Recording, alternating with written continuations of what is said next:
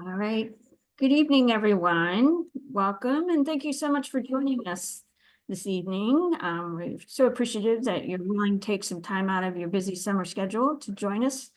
We're very excited to be able to present this series this summer, the study of the National Reading Report, panel report from 2000. We've invited a variety of speakers to come and join us to give us an overview of the findings from 2000 and also provide some updated research information about the different component areas. We're excited to have you here, so thank you again for joining us. All right, so our plan for this evening is we're going to have a presentation by Dr. Cardenas-Hagan.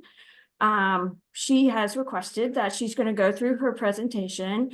And if you would like to enter your questions in the chat box, we're going to collect those. And then at the conclusion of her presentation, we will go through some of those questions and give her an opportunity to answer them. We are recording and streaming this event. So if you would like to turn off your video, that's optional for you. Closed captions are available as well. Again, thank you for joining us. We'd like to now turn it over to our sponsor, which we are so excited to have. They have been a great partner for this series, Just Right Reader. Ms. Gore, will you take it away? Sure. Thank you so much. It's great to be here again. And if this is your first time joining us or you've never heard of Just Right Reader, we are all about bringing the science of reading and the joy of reading together into decodables to help students become stronger readers. So we offer classroom decodable libraries with over 750 titles in English and Spanish. And I swear that number grows every week. But we also have Take Everywhere packs to provide personalized reading practice for growing readers. So I want to speak specifically tonight about our Spanish decodables, which are based on the research of tonight's presenter, Dr. Elsa Cardenas-Hagan. Our Spanish decodables support all biliteracy models, including bilingual and dual language programs. And they feature diverse characters, relatable stories to create an authentic reading experience for students. And they also support all literacy skills, including writing comprehension, and they're based on the alphabetic principles and phonological knowledge specific to Spanish. All of our decodables are our Spanish decodables. They all come with robust lesson plans and QR codes that link directly to a video phonics lesson, which students love. So you'll find my email on the bottom of the slide if you have any questions about Just Right Reader and any of our offerings. Feel free to send me an email. But tonight, I'm really excited to introduce our presenter, Dr. Elsa Cardenas-Hagan. So Dr. Hagan is president of the Valley Speech Language and Learning Center in Brownsville, Texas, and a research associate with the Texas Institute for Measurement, Evaluation, and Statistics at the University of Houston. Dr. Cardenas-Hagan has dedicated 25 years working in national research projects sponsored by the National Institute for Child Health and Human Development, the Institute of Education Sciences, a research arm of the United States Department of Education, and the Office of Special Education Programs. Her research interests include the development of language and literacy skills among Spanish and English-speaking students. She has also worked with teams of researchers designing assessments and interventions for this diverse population of students. Dr. Cardenas-Hagan serves as the chairperson of the National Joint Committee of Learning Disabilities and is a past vice chairperson of the International Dyslexia Association. Dr. Cardenas-Hagan was honored to receive the Margaret Bird Ralston Lifetime Achievement Award by International Dyslexia Association and the Luke Waits Award of Service by the Academic Language Therapy Association. Her book entitled Literacy Foundations for English Learners, a Comprehensive Guide to Evidence-Based Instruction, was published to help educators implement structured literacy among English learners. So thank you so much for being with us tonight, Dr. Cardenas-Hagan, and sharing your invaluable insights with us about vocabulary. Awesome. Thank you for that kind introduction. And I will now try and share my screen, and hopefully everything will go just as we plan. So let me see. Here it is. Let's see. And I'm going to put it into presentation mode. How's that look for you all? Thumbs up? Awesome. So thank you for inviting me this evening to talk about the National Reading Panel and this report, this seminal report that we all know so well. And I'm excited that the Reading League Maryland has taken this on and is really out there promoting our knowledge base about what do we know from research and what do we need to do. And I think this is so important. There's a body of evidence. And how do we take that body of evidence and synthesize it and really bring it into practice? And so much has gone into this. And, we thank the National Institute of Child Health and Human Development and the research arm of the United States Department of Education, the IES, Institute for Education Sciences, for helping us to put together and really understand better what we know from research. But I'm very interested in about what do we do about it and what should we be doing in our schools, in our classrooms to help our students that are there ready to get to those professionals who should be helping us each and every day. Oh, I forgot to ask, when is the ending time? I just want to make sure I don't go overtime and keep you all away from your dinner. 8:30 our time, 7:30 your time. Okay, thank you. Just double checking on that. Thank you.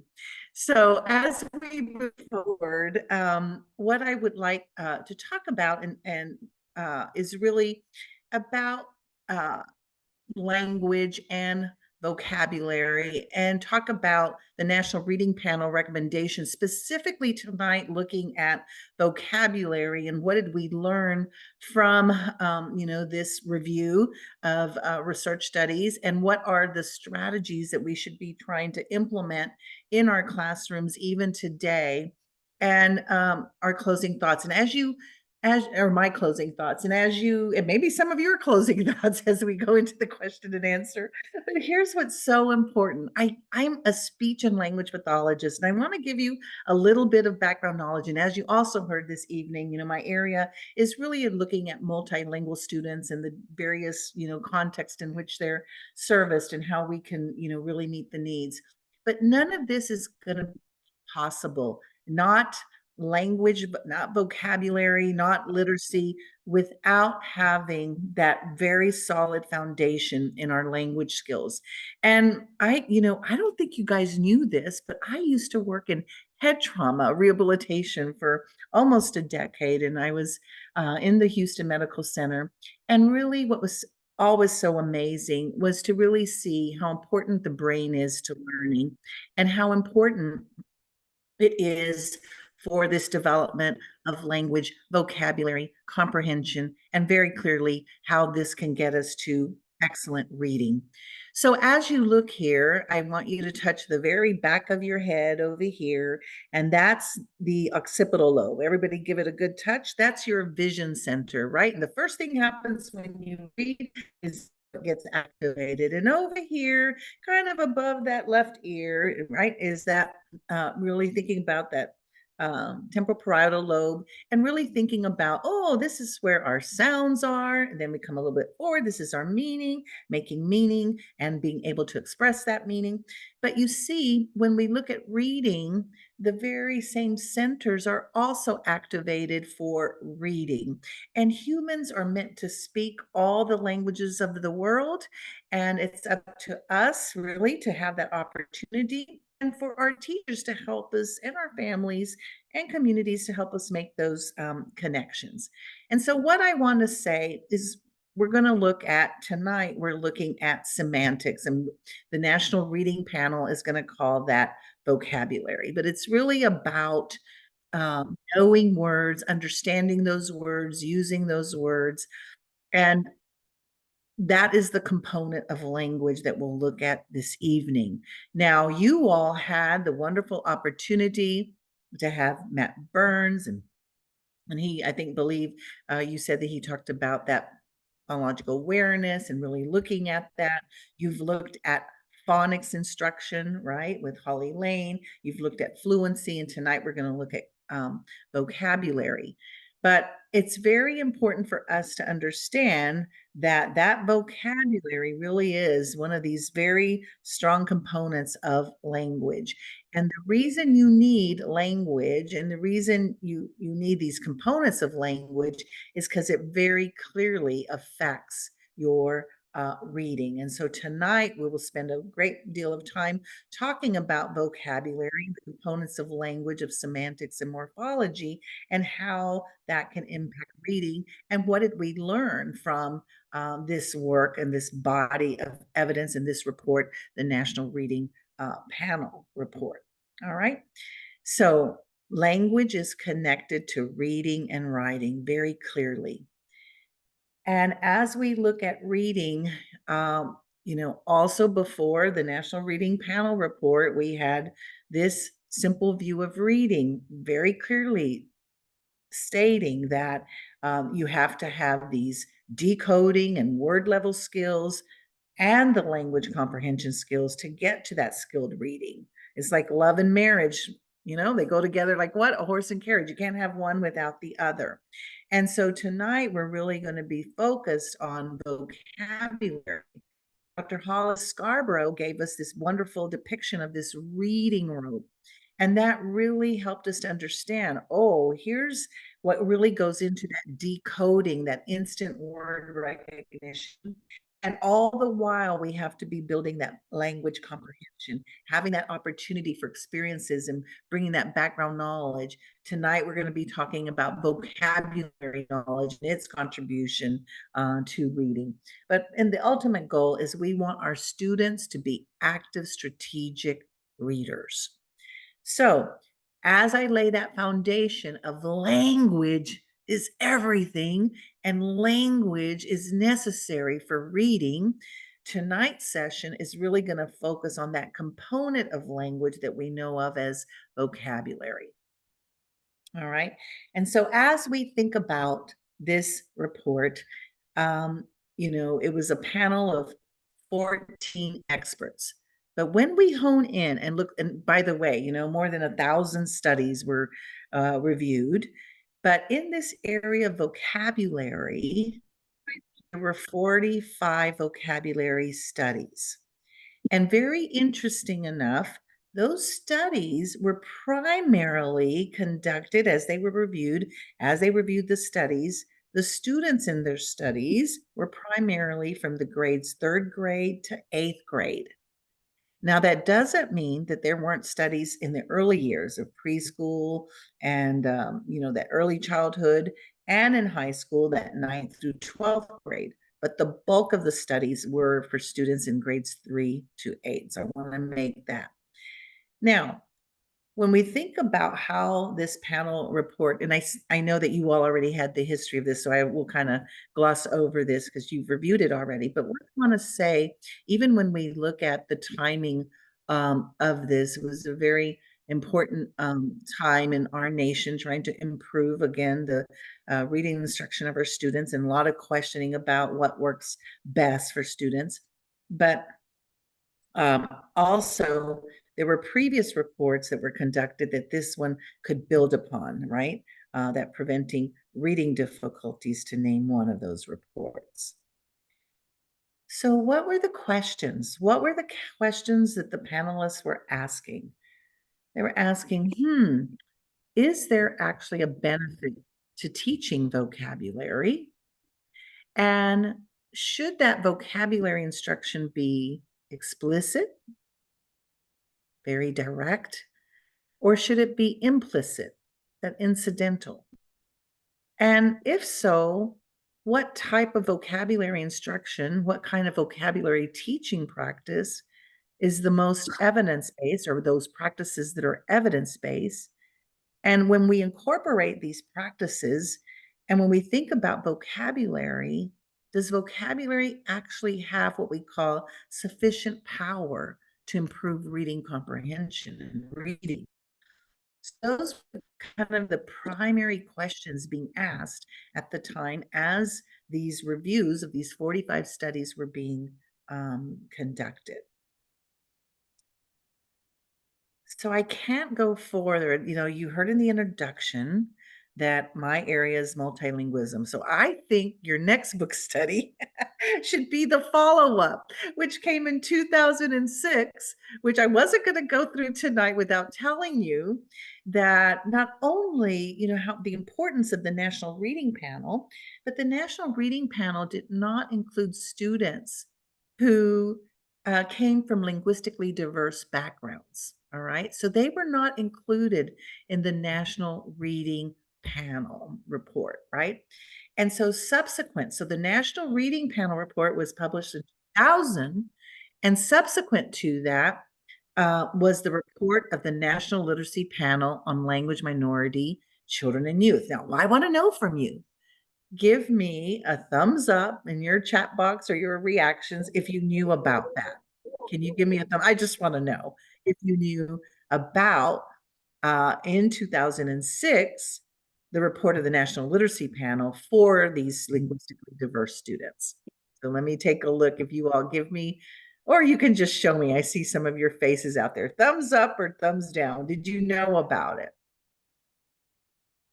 Some of you, no thumbs up. Thumbs down. Oh, and it's a big frown with that. All right, thumbs down, thumbs down. All right.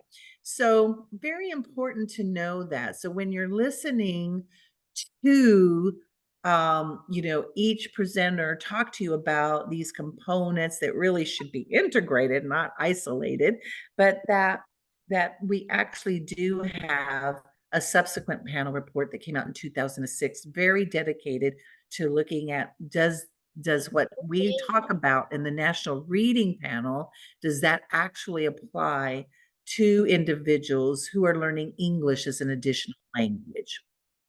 All right, does that make sense to have that important look? Did you all know that the National Reading Panel did not include students from linguistically diverse backgrounds? All right, so you have to be careful. You have to be careful in how you communicate the information that you're learning. And I'm going to give you a warning of why you have to be careful. Because the multilingual community is very concerned about this body of evidence that people, you know, now we call in the Reading League the science of reading. And, you know, many will say, well, the science of reading doesn't apply to this population of students who are from linguistically diverse backgrounds. And so now what we want you to say is, well, there is actually a report from the National Literacy Panel for this language minority children and youth. And so now I'm just going to briefly cover, because this isn't the purpose of tonight, but I just wanted you to know that very important fact. So as you move forward and you learn in the next session about comprehension, and as you heard about phonological awareness and you heard about phonics and fluency, and now you're hearing about vocabulary, that you really do keep that key information in mind.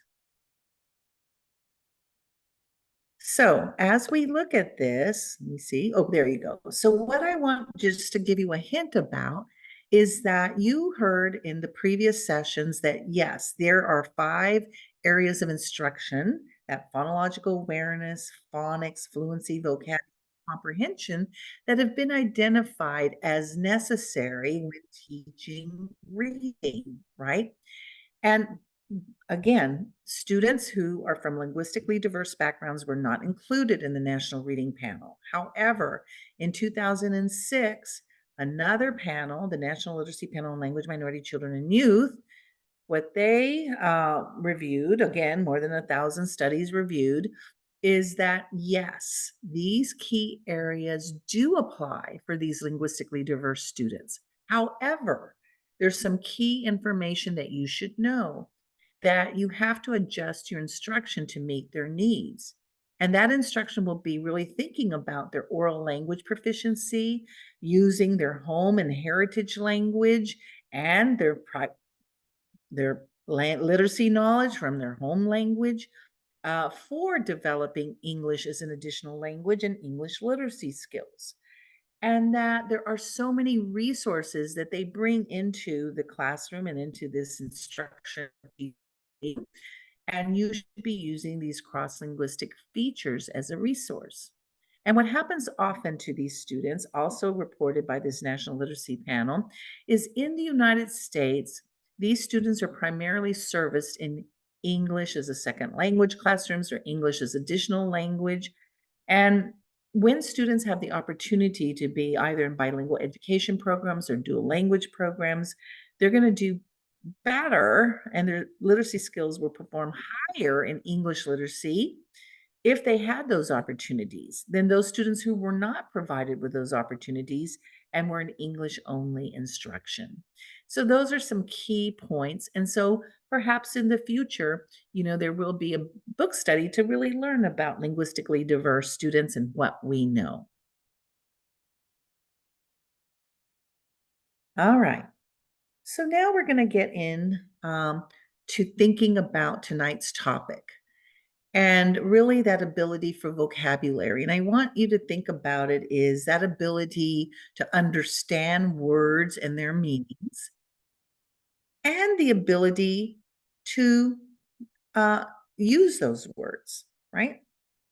So when we think about, and when I teach you about that, we know that that language component of vocabulary is very tied to literacy. That we do know. And so as we look at this section that we were talking about this evening, really exploring the key ideas. So what we've learned from this report is that there is a need for direct instruction of vocabulary. Now, what exactly would that mean? Well, it means to teach words, right? Explicitly rather than relying on incidental learning opportunities through the context. So that's one of the findings. All right, and so I want to talk a little bit about that finding. So as we think about that, what we want to think about is how can I be providing the students and how can you be providing students with multiple opportunities for use of the words, explicitly teaching them. And, for now, we're not going to talk about that incidental learning through context, and we'll talk about it.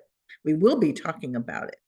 So Diane August, who's done a lot of work in this, and this came subsequent to the 2000 National Reading Panel report, is that we have to have, when we think about how can we be explicit in our instruction. And Dr. August and her colleagues, in the research work, talk about, students having the opportunity to see the word, to say the word, to write the word, to really have those opportunities to understand kind of that friendly definition of a word. What does it mean? Can you give me a simple definition? And then let's have this discussion, this discourse about what do we know about this word? What is that word? How is it used? And let's provide not only that word and examples about the word, but also let's talk about non-examples, right? And what we see is that engagement and extended discussions and activities within the word is so important, and having the multiple opportunities for use. And we talk about, at least, these 12 opportunities minimally for use. So that's kind of subsequent to what we learned about the explicit instruction on vocabulary. But what I want to show you is kind of going through a process like this. So that step, let me just go over, say the word gigantic, say the word delicious, say the word content. These are going to be some words that are going to come up in our text that we're reading today. Let's make sure that we can say the word, and write the word. Now, let's think about, what does the word gigantic mean? Let me give you a very friendly or simple, familiar definition. Gigantic means something or someone is very big. Have you heard of the word delicious? I had a delicious lunch today. That means that something tasted very good, tasting very good. And now let's say the word content. Now be careful with this word and its pronunciation. Say content. When we say content, we see that I emphasize that first syllable, and that makes it mean happy, satisfied. But if I said content, then that changes the meaning. I emphasize the second syllable, and it means your things or your belongings. What do you know about this word content? Have you ever been happy about something? Can you tell your partner about that? Now let's talk about a time you weren't content. You were not happy. So that gives me an example and a non-example. Let's talk about maybe when your food was not delicious, was not tasty, right? And so that's giving those examples and non-examples, and making sure that the students have these multiple opportunities as we're thinking about these words, as we're being explicit in the teaching of these words, that we're giving them multiple opportunities for understanding and multiple opportunities for the use, because then we're going to integrate that into our reading. And you're going to see why as we go through another key idea from the National Reading Panel Report.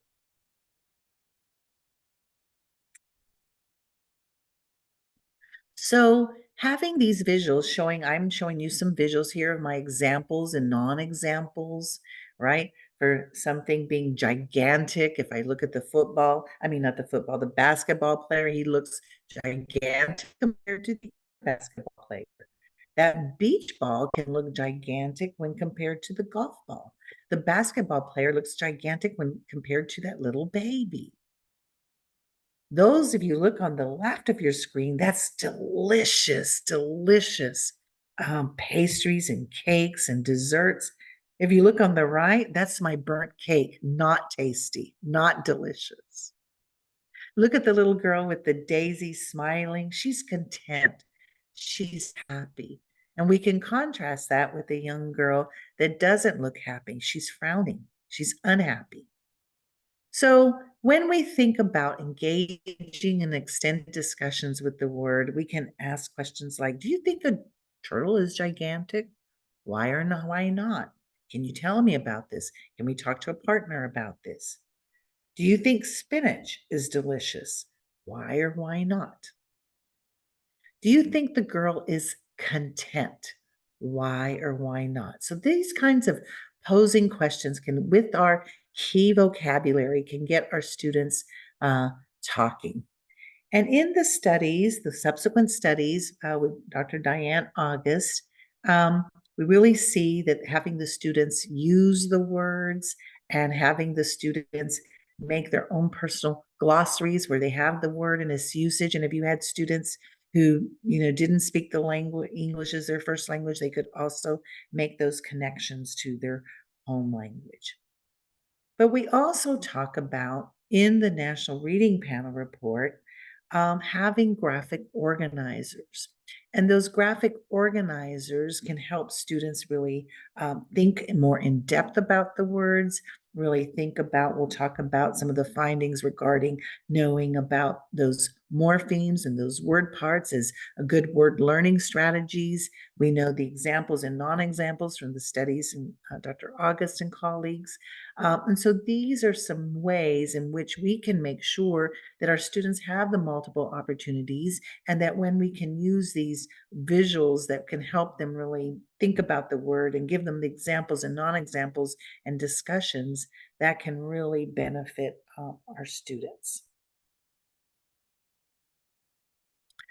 All right, so as you saw there, That was teaching, these words and these vocabulary words in an explicit manner, seeing the words, saying the word, using the words, giving examples and non-examples, and having it tied to something that they're learning. So these word learning strategies are also a key idea from the National Reading Panel report. And in these word learning strategies, it says teaching students effective strategies for learning new words independently. We cannot, and the report says we cannot be teaching thousands and thousands and thousands of words that they need to learn. English language has more than 1 million words, right? But really using what we call word learning strategies. This is what the National Reading Panel report says are effective. So techniques such as understanding and using, understanding those context clues, understanding word parts like prefixes, roots, and suffixes, using those glossaries. And they talked about the dictionaries, but not dictionaries where not valid is here's a word, look it up, and write the definition. That did not have the evidence. But using it to get to those simple definitions. And now we have technology today to very easily get us access to that as well. So kind of updating would be using technology for this purpose. So I'd like to give you a sample lesson of being very explicit in our approach to that word learning strategy. 60% of the English language comes from Latin, and another 15% comes from the Greek. And these Latin and Greek, word parts give us lots of opportunities for building our vocabulary.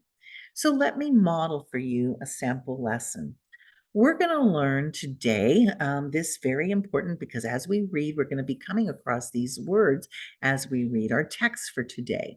So we're going to learn the root. And the root is that foundation of the meaning of a word.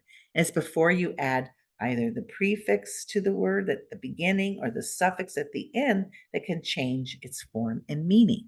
So I want you to say the word telephone. Telephone. Say the word microphone. Microphone.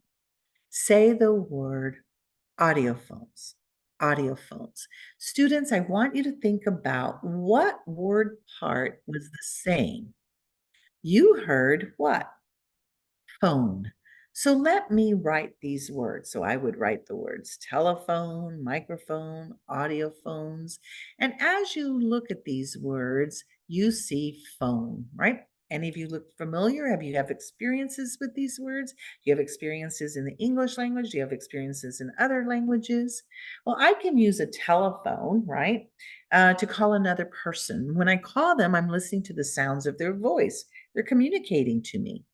When I use a microphone, you can listen to the sounds of your music, right? When I use a microphone, you can hear me. Actually, I'm not using a microphone tonight, but if I were using the microphone, you would hear the sounds of my voice very amplified.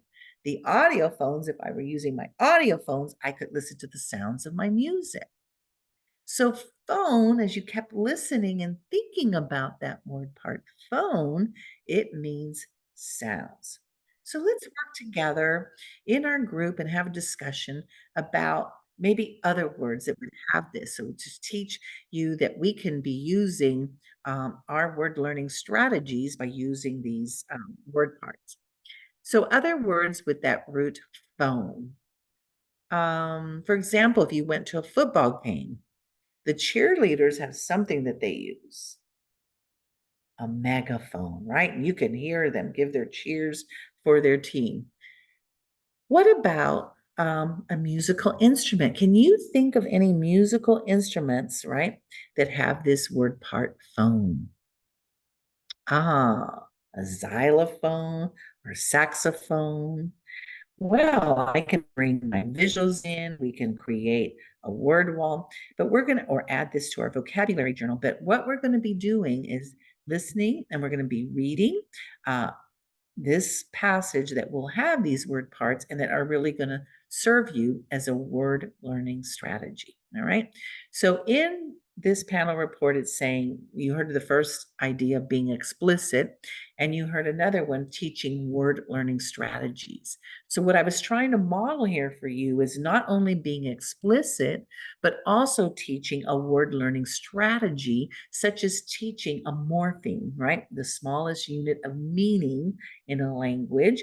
And that helps me to think about words as I'm reading words, to take them apart, to think about their meaning. Can also help me with my spelling and writing. Very important as we try to expand our knowledge of words, and specifically here in the English language. So those were some ideas about explicit vocabulary instruction, right? But what about the implicit vocabulary instruction? If we think about a classroom and we think about how in a classroom, students are exposed to lots of words, thousands of words that are discussed and talked about every day in the classroom. And we think about kind of that incidental use of words. But can we be thinking about this indirect vocabulary instruction? And perhaps we're reading in the classroom to our students, right? And while even before we read, that we could pre-teach some vocabulary, or we tell our students, you're going to be reading the passage here with a specified purpose, but we're going to find time to enrich that vocabulary, right? Through a variety of activities. What we find is that the national report will talk about not only the explicit, surprise, surprise, but also the implicit vocabulary. And it talks about bringing in, through books. And so tonight, what I want to model for you is a way that this might be done. So I'm really trying to put the research to the practice, the knowing with the doing. All right, so this book is The Great K-Pop Tree, and it's a book by Lynn Cherry. So let me show you the cover of the book, all right? The Great K-Pop Tree by Lynn Cherry, who's the author. And it's a tale of the Amazon rainforest, and we've been talking about rainforest. And so what I want you to think about is when we look at the rainforest, I want you to look at this map. And what I want you to see on the map are all the different, so, when we think about the rainforest and we think about, where the rainforest is, that you find the continent in which we would find the Amazon. And then let me also ask you to look around and look at the animals. And so we're going to be learning about some of these animals that you see here, such as you can see up here the jaguar, right?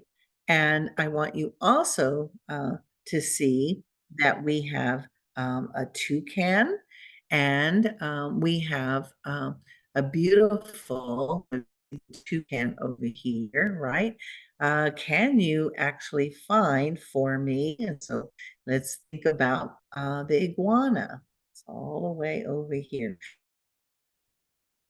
As you look here, you'll see all the different species of animals that live in the rainforest. So in this Amazon rainforest, we know that it's always very hot, right? And in the rainforest, we have a canopy. The canopy is a sunny place that touches the sky. And the animals that live there, right? What we see is the animals that live there, they actually can get, right? Lots of light. Colorful parrots can fly from tree to tree. Monkeys can leap from branch to branch. And the animals that live right in the understory, like in darkness, we find snakes that curl around and they hang in the vines, right? This great tree called the kapok tree shoots up through the forest and emerges above the canopy to get the sunlight. So this is going to be a story of a community of animals that live in one such tree in the rainforest. All right.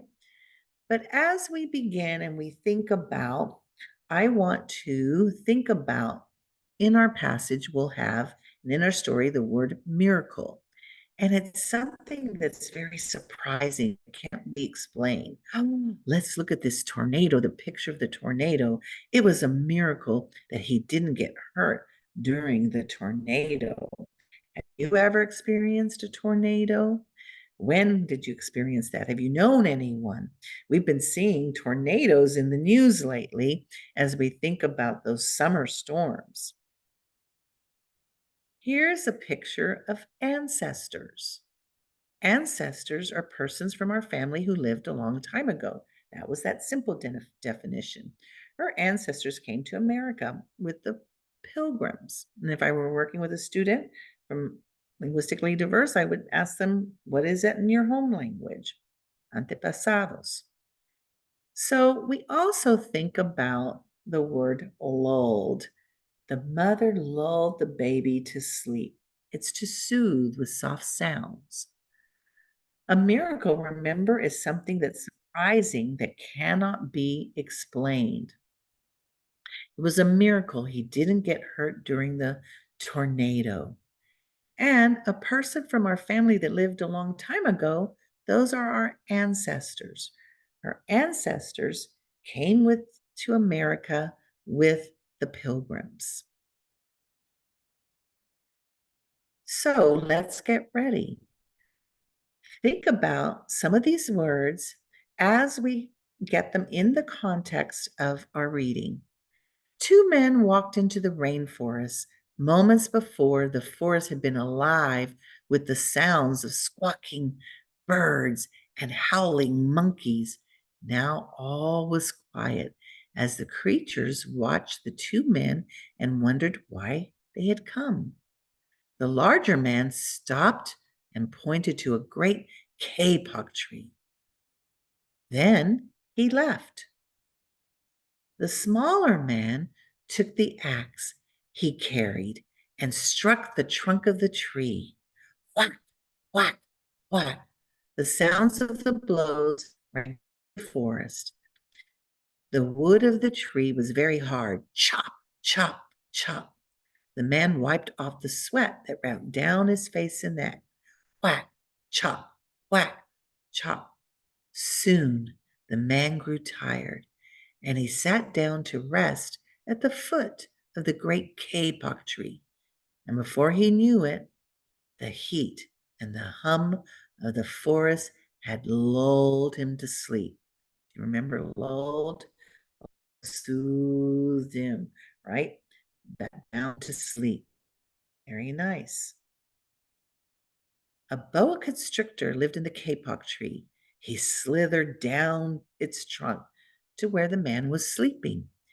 He looked at the gash the axe had made in the tree, and then the huge snake slid very close to the man, and he hissed in his ear, Senor, this tree is a tree of miracles, right? That unexpectedness, right? It's a home, it's my home where generations of my ancestors have lived. Do we recall the ancestors? Persons who lived long ago before us, some of our family members who lived before us. So this is my home where generations of my ancestors have lived.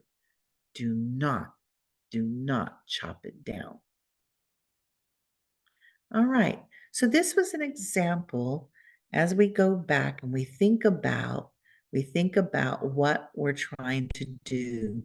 That indirect vocabulary instruction, thinking about a specified purpose and trying to have these enriched vocabulary with lots of activities around words and around the use of words.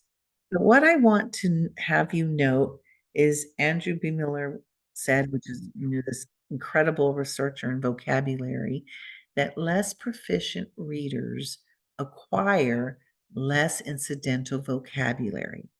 Therefore, it is important that we bring attention to words. So even though we're going to be learning words through our reading, through reading to our students, through our students reading to us, it is important to still bring those attention to words. All right. So as we think about wide reading, this is another key idea from the National Reading Panel report. And it says that we have to encourage students to engage in extensive reading across a variety of texts and give them exposure to this diverse vocabulary in context, which will help the students to build their word knowledge very naturally. So, in other words, really linking what they're reading, exposing them to lots of different types of texts, lots of different types of subjects and subject matters, so that the students have opportunities to engage in this extensive reading across a variety of texts, right? And giving them those opportunities for that great exposure to the vocabulary. And having that vocabulary in context can help them build that knowledge naturally. All right.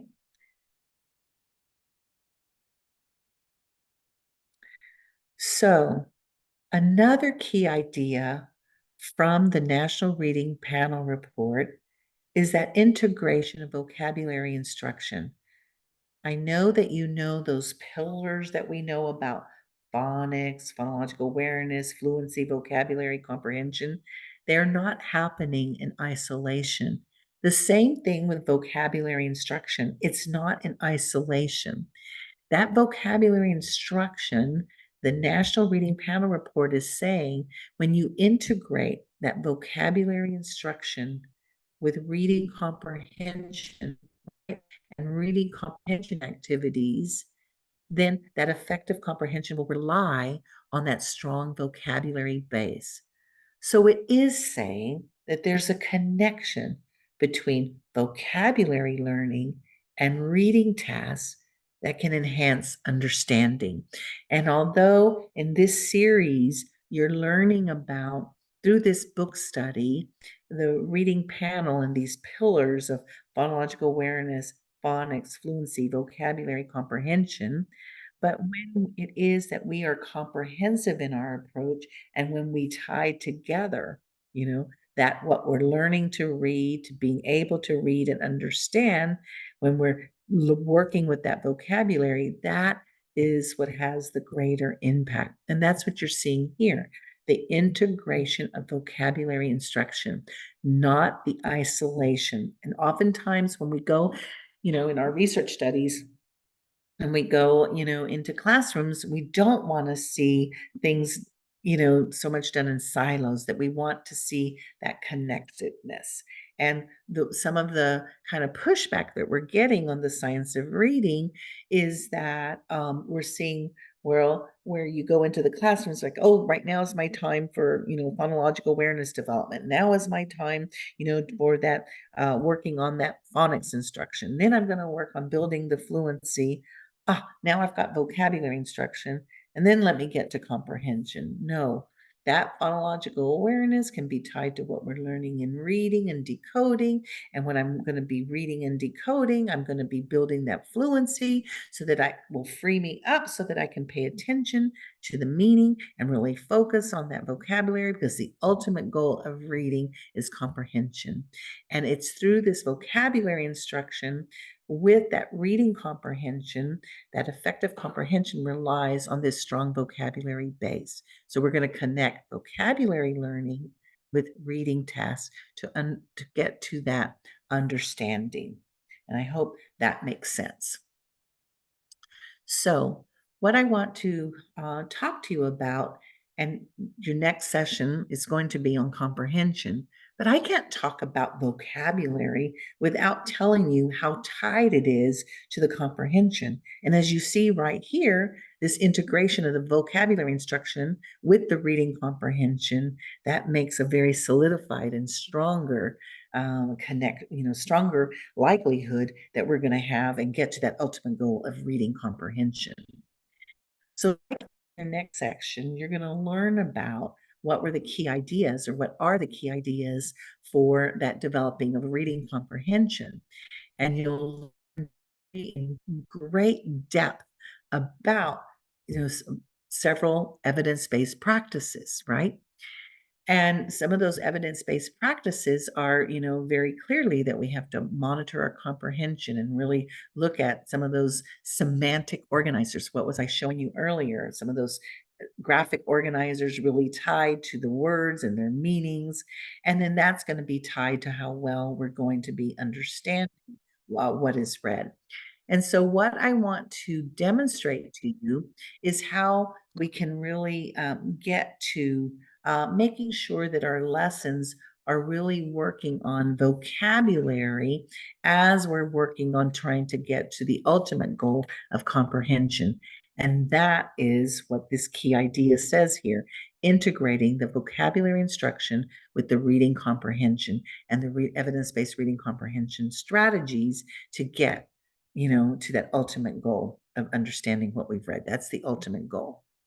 And so what I've done, what I write about and get to research about is really trying to think about ways that we can tie together. And I, as a practitioner, researcher to practice, the research to practice, knowing to do, I think about ways in which we can bring in that vocabulary instruction of what we're talking about tonight. But can I bring in that vocabulary instruction to really help me to get to that ultimate goal of reading comprehension? It's not going to be in isolation. And when I think about, what are some of those evidence-based strategies that you're going to be learning and talking about in the next book study part that you do, is really how we can connect. And it's all about making those connections. And so when I think about that, bringing in those evidence-based practices, that the students always have to have that purpose in mind. And we have to build what we've learned is background knowledge. You're going to hear a lot more since this National Reading Panel report came out. Now we're hearing everything about the knowledge gap, right? And we're learning about how important that background knowledge is and how important it is to know words and have those words that are tied to that background knowledge to really help us and really have an impact on our comprehension. And so, as we think about tying together that vocabulary, we can't do that without the background knowledge, right? And so, that's what that preparing connections. So, I'm not only going to be thinking about vocabulary, I'm going to be thinking about that world knowledge, that background knowledge. Hollis Scarborough talked about this in the reading room. And I'm going to have our students read. And you heard Jen Hasbrook talk about that building of reading fluency and that opportunity to have multiple opportunities for reading, but also that ability to solidify and to really get to the gist of what we've read and have questions and question generation with what we know. So when I introduce vocabulary words, as I'm going to be preparing for the reading, I'm going to make sure that I have visuals to explore those readings, that we're going to have opportunities to have those discussions, that I'm going to teach it explicitly, and that I'm going to tie it to that content of what we are reading. So here, for example, I can bring in those vocabulary word learning strategies that we talked about. So I'm trying to demonstrate to you this evening how these are the things we learn, and I hope it's making sense. These are the things we learned about vocabulary, right? We learned that, having it tied to something that we're going to read, that I can do things implicitly, that I can do it explicitly, that I can teach a word learning strategy, right? And so here I have, we're going to be talking about, we've been talking about this week, some different forms of a government. We've also going to be talking about another passage, and some of these words are going to have that word part that called ism, right? And when we think about that ism, it's related to, let's think about this city that you see here.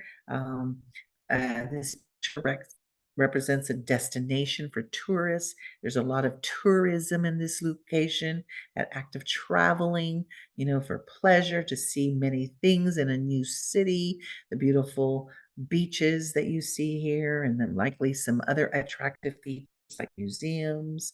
And this really helps. The tourism can help these cities, right, for their economy. Let's talk about how tourism could possibly help your community, your city. So again, it's having the discussion, using the word parts and tying it all together. And here's that word part of ism, the system or act of, and we can bring in other words for that word learning strategy that we know that National Reading Panel report very clearly brings in. And so we talked about tourism. We're going to be talking about forms of government. So that communism, the socialism, that capitalism. Rosa believes in capitalism. Remember when we talked about capitalism, that belief that what is it, the act of or the system of. So integrating that vocabulary instruction with reading comprehension and that effective comprehension really helps us to rely on that strong vocabulary base. And I want to show you that as we think about tying our vocabulary, we have explicit instruction, we have implicit instruction, and this vocabulary section says we can benefit from both of that, right? And so that integration of vocabulary instruction with reading comprehension activities and that effective comprehension really does rely on that strong vocabulary base. So we're going to put that vocabulary with the reading task at hand to get to the ultimate goal of reading comprehension. I can't do one without the other. That's what my clear message will be tonight. And as we think about those opportunities, remember when it talked about that wide reading, meaning, students getting to read, or if they can't read, getting to listen to text and really understanding the text, but really making sure that we're exploring that vocabulary that's related to the text, related to that text that will represent that wide reading, and helping our students to be more active and strategic in their reading. So here's an example of the economic systems and what we're going to see here. Remember that suffix ism that we've been talking about. Remember that we've been talking about the different kinds of economic systems, the different kinds of political systems across the world. Now we have a passage, that will really represent this. All right. So let's get ready to read about the economic systems. So we can have our students read. There are several types of economic and political systems across the world. For example, the United States is described as a country that supports capitalism. Capitalism is a system whereby the country's trade and industries is controlled by private ownership and not by the government. The goal of the economy is for businesses to make a profit. Another economic and political system is socialism.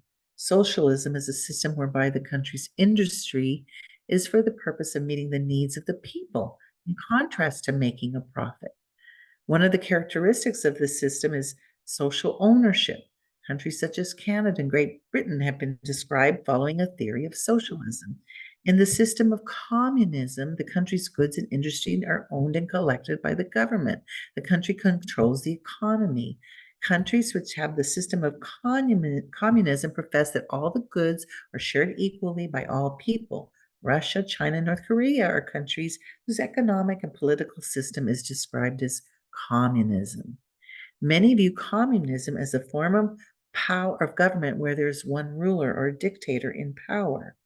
There are several types of economic and political systems across the world, and not every system is perfect, but it does provide a manner in which to understand the political and economic environments. So this is kind of like showing you, like, I know like some of the earliers I was showing you kind of like early skills, but this is really showing you how this kind of vocabulary, remember this vocabulary instruction and the studies that were conducted were from 3rd grade all the way to 8th grade.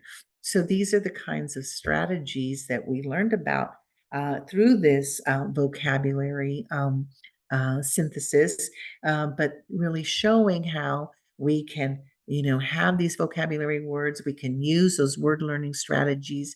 We can have our students do reading and wide reading around a central idea, and we can have those opportunities for that discussion. And as you'll be learning in the reading comprehension strand of the National Reading Panel, how important it is to have these discussions, to have the opportunity to review, to have the opportunity to summarize, and to have that opportunity to question and to generate questions. And so as we think about this passage that we just conducted, I can provide a review that we've been studying and talking about capitalism, socialism, communism. And in this passage, what did you learn about? One of the countries it described was the country of what? The United States. And the United States supported what? Capitalism. Tell me about what you learned about socialism. What have we been talking about? What is the theory behind socialism? We also see in this passage that we have the discussion around communism, something that we've also been discussing in our class. And what does the system of communism, what does that represent? So as we I want you to be able to synthesize. Again, this is where those graphic organizers would also come into place. And then what I want to tell you also, so our research studies have involved many of this. So going beyond the National Reading Panel Report and the National Literacy Panel Report for Language Minority Children and Youth, what we find is, and I want to tell you in our studies, and some of them are intervention studies as well, that when you include this ability to review the vocabulary words, to review the context and the content of what they've learned, that really gives great foundation for getting to that ultimate goal of comprehension. In one of the studies, we tried to leave out that retell. And because we thought it would save time, we wanted to cut some corners, save some time there. And what we found is we didn't get as great results as when we left something like that in. So having that opportunity for review, having that extra opportunity to, get to that vocabulary, being able to learn about this through multiple opportunities for use. And so when we think about where did we go beyond the National Reading Panel Report, we have Institute for Education Sciences practice guides. And some of our studies have been included in the practice guides, really thinking about not only working with students who are monolingual, but students who are multilingual, that these kinds of strategies will really get to that ultimate goal of having that opportunity for getting to the understanding of text through that exploration of vocabulary and having these discussions and really getting to the main ideas. Also, we learn about, the questioning and how important that questioning is to help our students. And through the questioning, our students can also be using their vocabulary words. As you saw about, I can ask about some of the questions related to the passage, but that passage is also, and those questions is also going to reinforce that vocabulary use. So, and that's not only going to get to the vocabulary use, it's also going to tell me about what they know. So some questions and having our students answer questions. What are the economic and political systems mentioned in the article? Can you tell me in a complete sentence? Can you use those vocabulary words that we've been studying?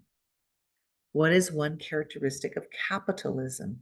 Can you describe that? Can you use the word capitalism in that response? What is one characteristic of socialism?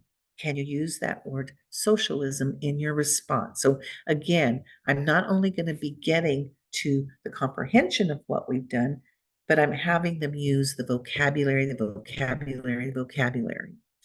And what is one characteristic of communism? Can you tell me about that?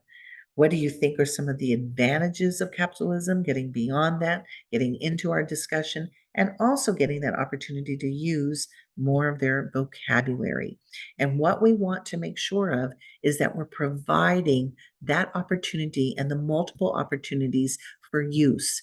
And so connecting that vocabulary instruction to that wide reading, connecting that vocabulary instruction, those word learning strategies to what we're reading, making sure that we're integrating it can really give us some great outcomes. And that's some of these studies that we've done subsequent to the National Reading Panel report, and that are also written up on those Institute for Education Science practice guides. And that takes you beyond where we were in the year 2000. And we continue to learn. But one of the things I want to also encourage is that not only answering the questions, we also have our students generate the questions using how or why. And that really knows that they're going to prepare for that. So here's one example of a generated question that one of the students came up. Why did some countries follow the system known as communism, right? So it's getting them beyond what what that passage told us about, beyond only what that vocabulary, but it's giving us multiple opportunities for that vocabulary use.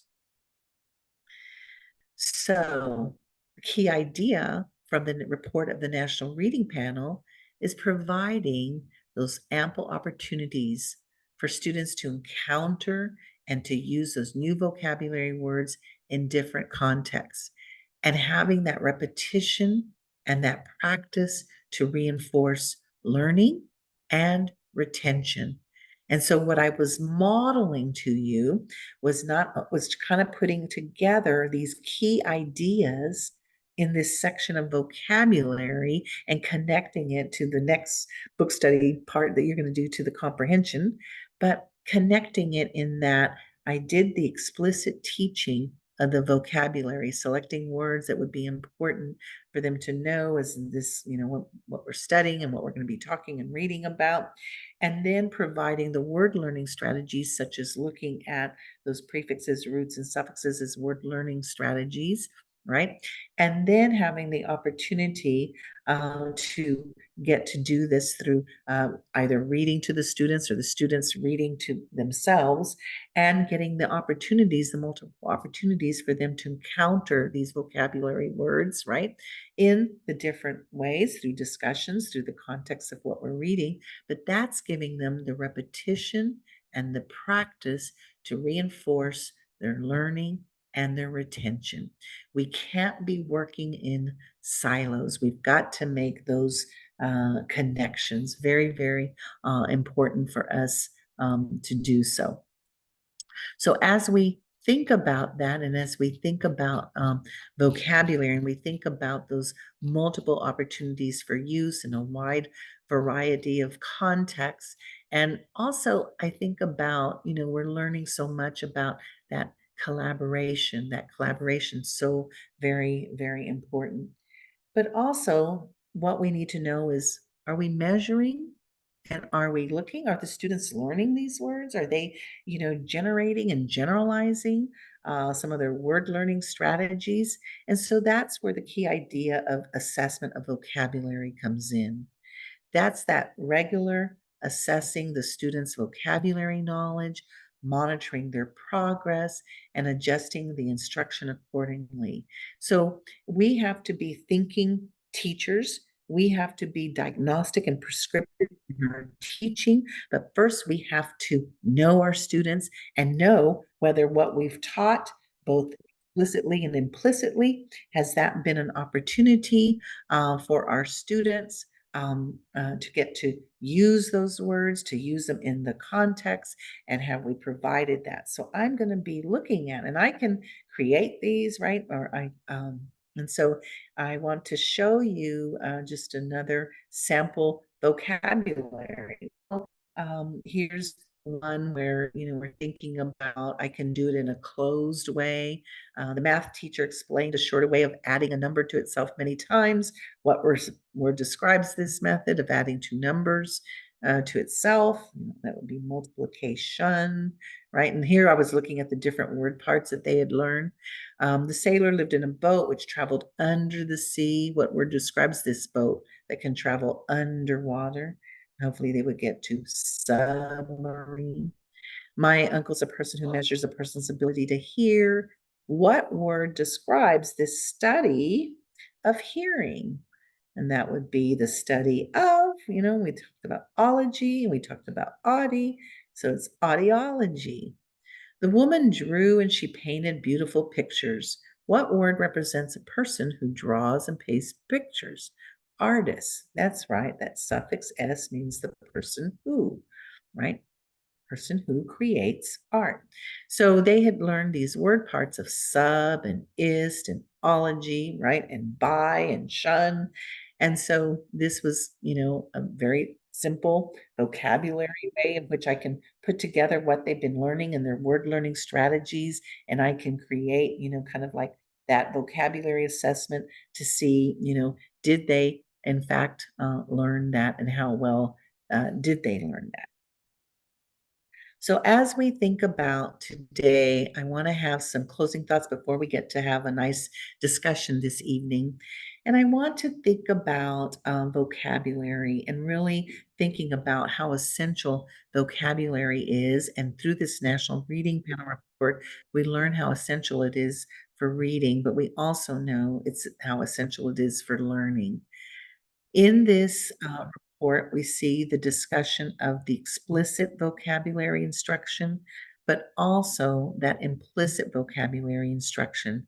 But keeping in mind Andrew Bill Miller's work that, when students struggle, when they struggle with reading, just know that that implicit vocabulary is not going to be as well, as well generated and as well learned. Those vocabulary words are not going to be as well learned when you've got students who really struggle. So although that implicit vocabulary instruction can benefit comprehension, there's kind of some like little warning signs about that.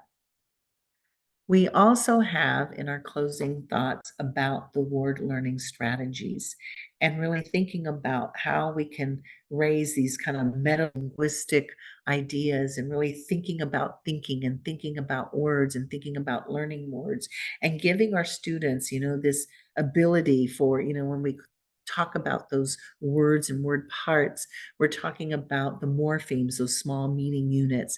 And we are finding out before we thought, oh, this could only be done in the upper grades. And now what we're finding out through newer studies is that we can start this in the early grades, and that students, when they have these opportunities, you're giving them this, what we call metalinguistic opportunity, the metamorphologic opportunity to really know about, I can, because you've taught me this over and we've done so explicitly and implicitly, because I've had these opportunities, I'm knowing how I can build. We cannot learn a million words in the English language, but when we learn these word learning strategies, right, that gives us that opportunity. And I want to tell you, the very first time that I had the opportunity, and I'm an English learner, the very first time I had the opportunity to really understand about word learning strategies and understand about morphemes and morphological awareness, I was at the university and I took a course called Greek and Latin Roots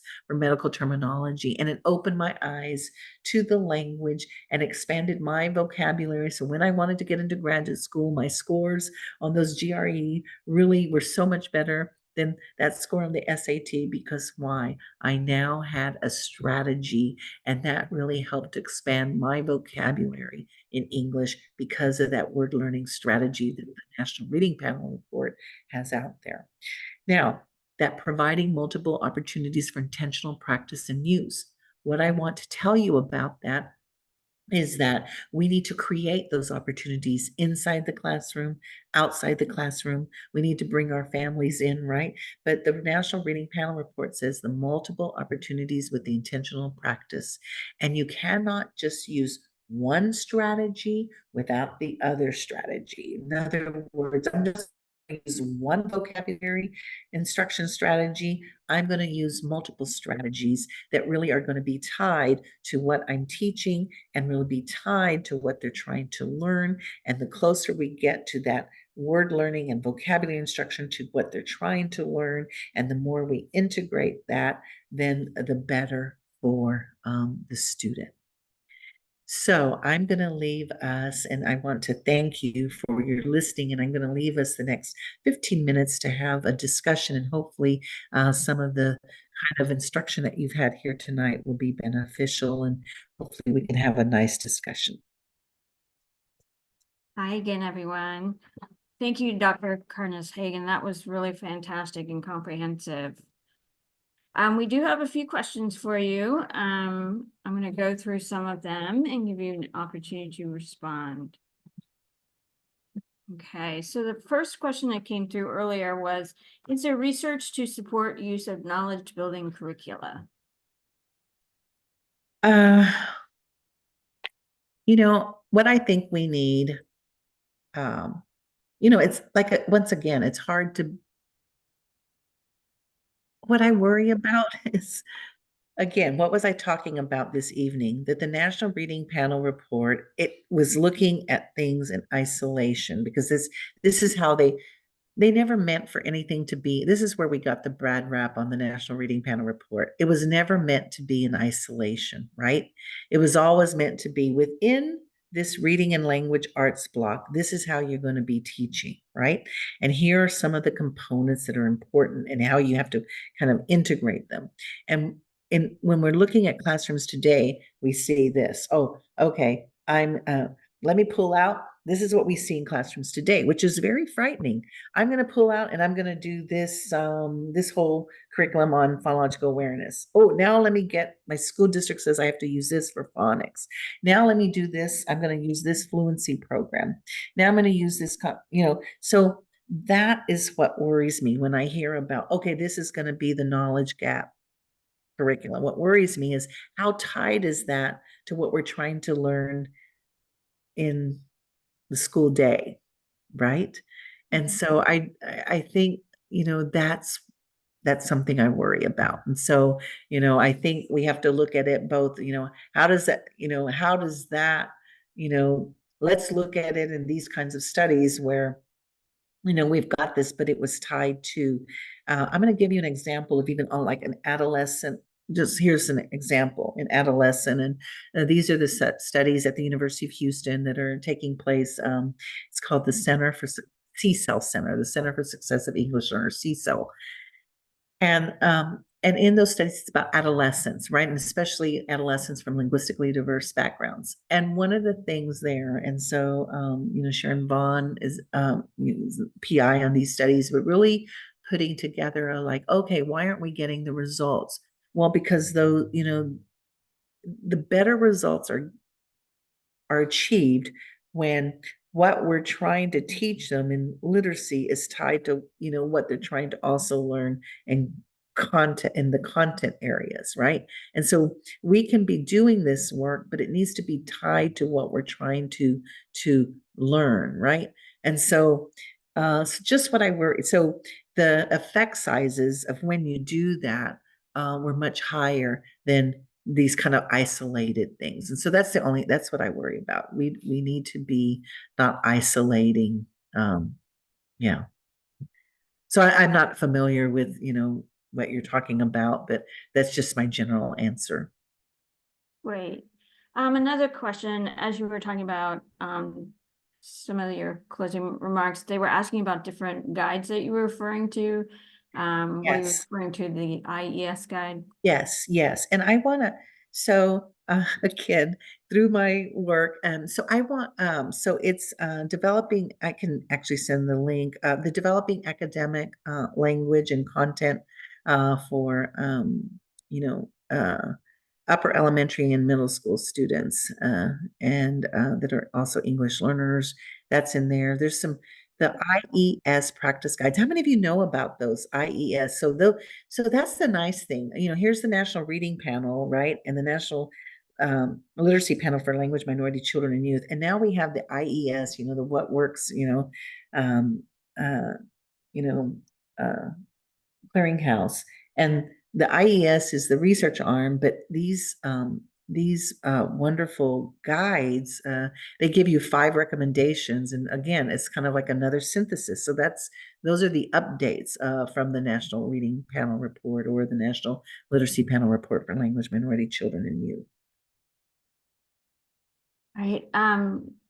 Jax asked, here in Maryland, they use the SIOP model for teaching multilingual language. The What is your thoughts PSYOP. on that? Yeah, so when you think about the PSYOP model, what is it? There's 36, and I worked with Debbie Short. We did a research study together for really trying to bring that down to the elementary years, and Jana Chevadia. So really what that is about making sure that students get to that ultimate goal of comprehension, and that it's just good teaching and good practices, and really trying to take in all of what we've learned, but really thinking about the language.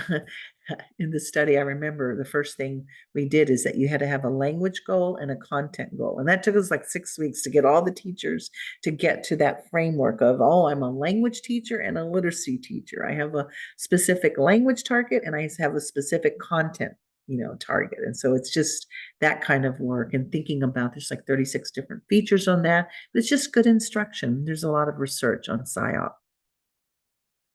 Great, thank you. Another, I think it was Salema, was asking that when pre-teaching vocabulary, how is that tied to identifying text structure? Usually unknown vocabulary yes. should be taught. I love that you're asking about that. And what I want to tell you, yes. So, yes, I should have modeled that. You're right. So, thank you.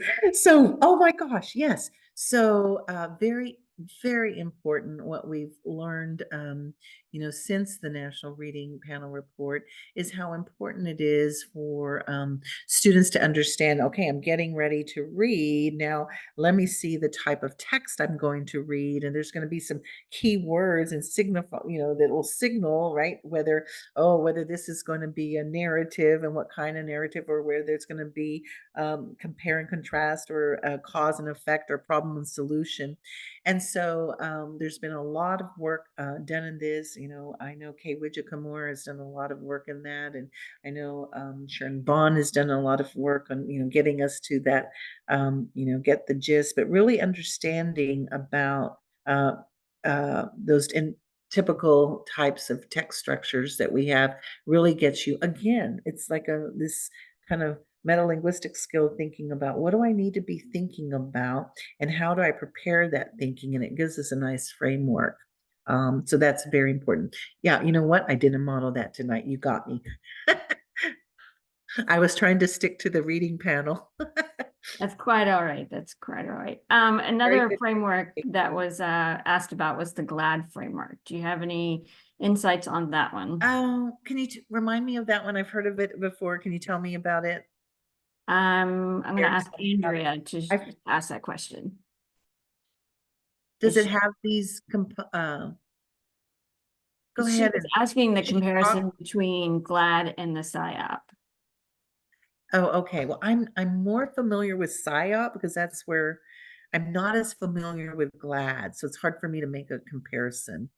Okay, she had mentioned that it was being targeted in some of her educational classes. Okay.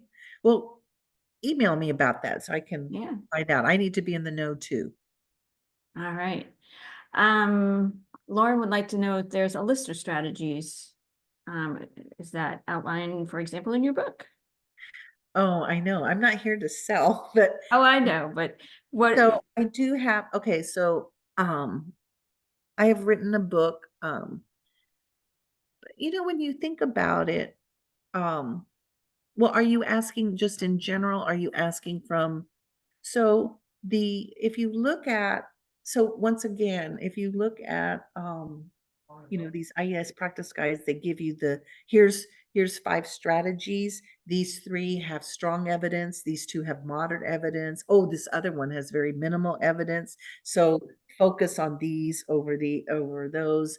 But also, I do write about in my book, Literacy Foundations for English Learners.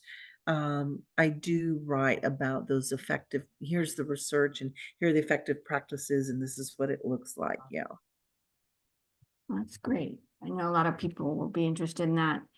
And we just had a comment from Kelly just saying that it would, as a teacher that's learning all of this information and trying to synthesize it all, she says it would be nice for researchers and publishers to be able to work together and integrate Oh it, my God.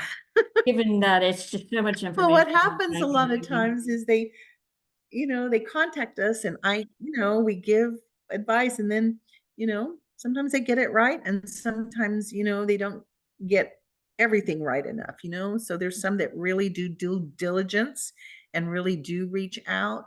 Um, eh, but you know what I want to say? You're out there and nothing beats the knowledgeable professional. And that's what you're trying to do. You're trying to gain knowledge, because who makes the difference? You make the difference. And you have to make decisions every single day in that classroom. Yes, you must know what is the research, what are the findings, what do we know? But right there, when a student is responding to you, you have to be able to respond back to that student, to scaffold and to know what to do and how to do and what you do and why you do. And tonight I was trying to get to the why based upon the research. That's the body of evidence. And I was trying to get to a little bit of the what and how, right?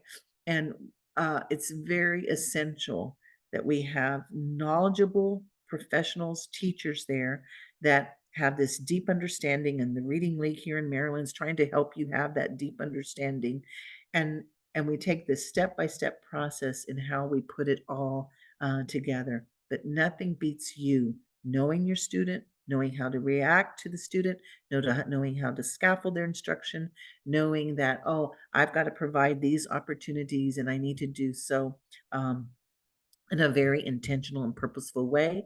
And I have to make it look natural, right? It has to be natural, because that's how language happens. And we have to, the other thing that we cannot forget about is the love of reading. We want them to love to read, and we want them to get pleasure out of reading and to expand their world knowledge through reading.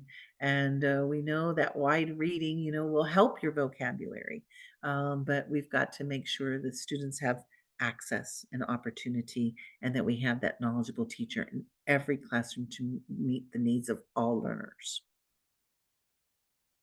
Well, we can't thank you enough. You're sharing your evening with us, sharing your knowledge with us. And again, it was very comprehensive and informative. We want to let everyone know that all of our recordings will be available on our YouTube channel. And just thank you so much. We Thank you. know that everyone's going to benefit from this, and we'll have the opportunity to review it over and over again as needed. Thank you. I appreciate the opportunity, and thank you, dedicated teachers out there, and thank you, Reading League Maryland, for really having this opportunity for both for myself and for the teachers out there. Thank you. We have just a couple more things to say, and then we're going to bid everyone a good night. We'd like to thank you for joining us. I'm Susan White from the Reading League Maryland chapter. If you would like more information about our organization, we have information available through our social media information. We want to let you know our next book study session is Tuesday, July 30th. And we want to make note that it will be in the morning this time. It will be at 8:30 a.m. with Dr. Taboda Barber on comprehension. This will be our last event in our series, so we hope all of you will be able to join us. So thank you again, everybody. Have a great night, and we hope to see you soon.